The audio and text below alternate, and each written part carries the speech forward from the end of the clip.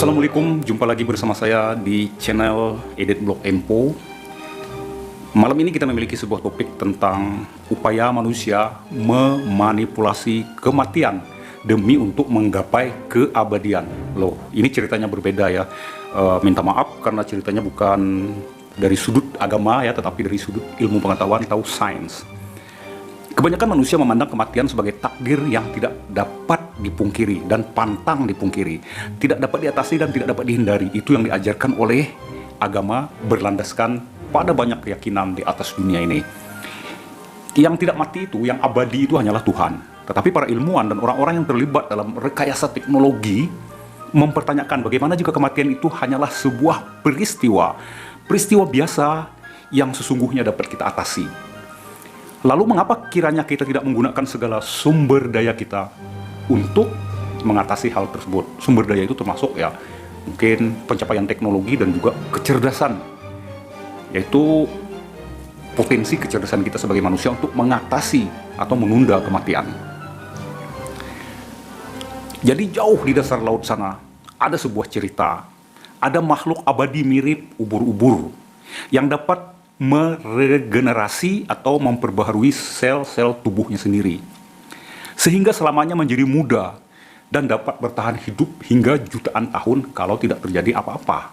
Nah, para ilmuwan telah membawanya ke laboratorium dan mempelajari keajaiban sel-sel tersebut, sel-sel makhluk biologis tersebut. Para peneliti menyebutnya sebagai biological immortal organism atau makhluk biologi yang hidup abadi. Salah satunya adalah jenis spesies ubur-ubur laut. Ini hanya salah satu ya. Sampai saat ini hanya ada beberapa spesies ya yang disebut sebagai makhluk yang secara biologis bisa hidup abadi, yaitu ubur-ubur. Salah satunya ya, ubur-ubur Turritopsis dohrnii. Hewan-hewan kecil dan transparan ini berada di laut di seluruh dunia. Uniknya, ubur-ubur Turritopsis dohrnii dapat kembali ke tahap awal siklus hidupnya. Kehidupan ubur-ubur baru dimulai dengan telur yang dibuahi. Jadi mereka sebenarnya bisa berkembang biak juga ya. Yang tumbuh menjadi larva disebut penula. Makhluk-makhluk ini dengan proses evolusi mereka yang panjang telah sukses mencurangi kematian. Artinya mereka terus memperbaiki diri mereka. Artinya mereka menghilangkan sel-sel tua menggantinya dengan sel-sel muda atau sel-sel baru atau sel-sel yang diremajakan. Sehingga mereka tidak tua-tua, remaja terus ya. Seperti inilah keinginan manusia ya, meniru makhluk ini. Di samping ubur-ubur, kita akan menambahkan lagi satu jenis lagi makhluk, hewan-hewan yang bisa hidup abadi, yaitu bernama hewan hidra. Sebenarnya ada beberapa, kita cuma dua kasih contoh ya. Hidra seperti tidak mengalami penuaan sama sekali. Tidak seperti seharusnya yang terus apabila sudah tua memburuk gitu ya. Secara bertahap, sel induk hidra memiliki kapasitas untuk pembaruan diri tidak terbatas. Penyebabnya adalah serangkaian gen tertentu yang disebut gen FOXO. Gen ini terdapat pada hewan mulai dari cacing hingga manusia dan berperan dalam mengatur lamanya sel akan hidup. Pada sel induknya hidra terdapat gen FOXO ya, yang berlebihan. Ketika para peneliti mencegah gen FOXO agar tidak berfungsi, sel-sel hidra menunjukkan tanda-tanda penuaan. Hidra tidak akan lagi beregenerasi seperti sebelumnya apabila FOXO ini dikurangi begitu ya, secara persis, tapi jelas gen ini berperan penting dalam menjaga keremajaan hidupnya hidra untuk selamanya.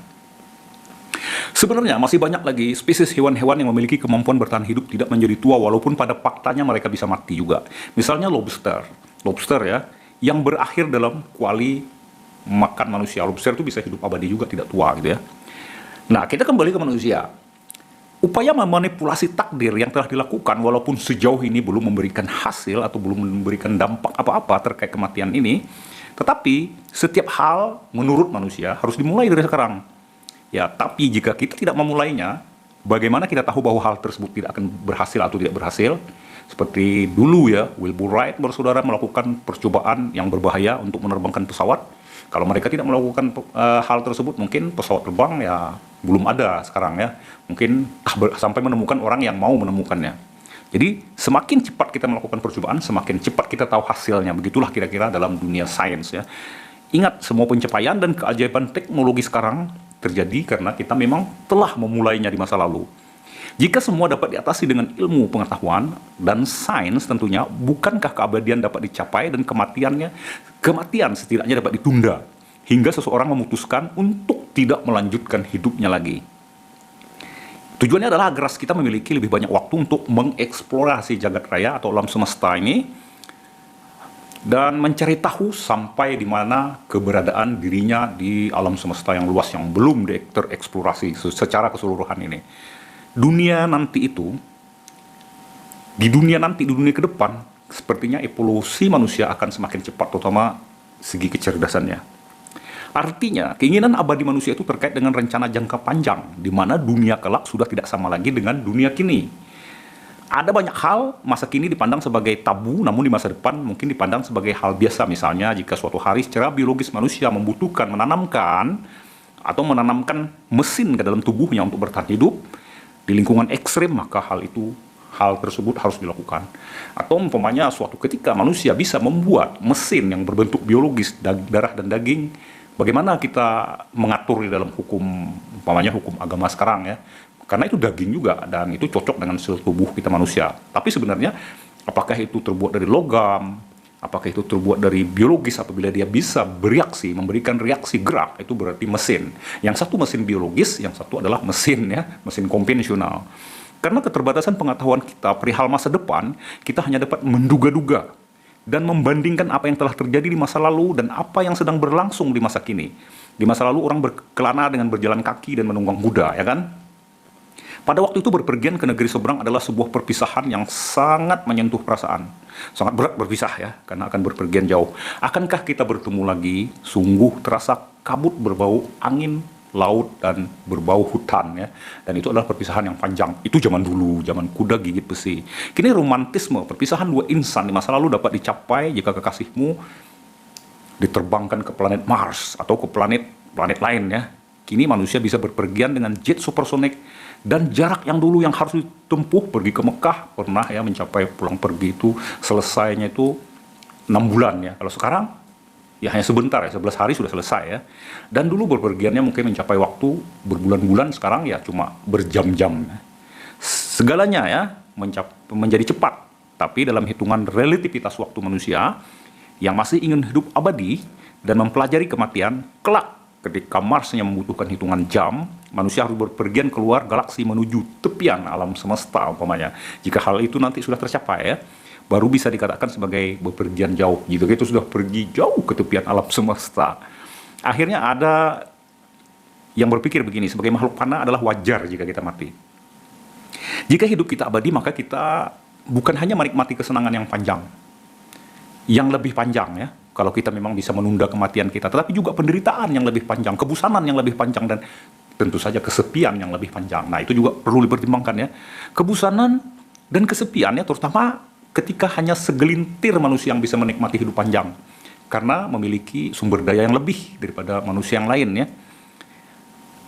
Dengan bantuan teknologi ya, maksudnya bisa hidup menunda kematian, mereka juga harus melewati berpuluh-puluh generasi yang meninggal di depan mata mereka.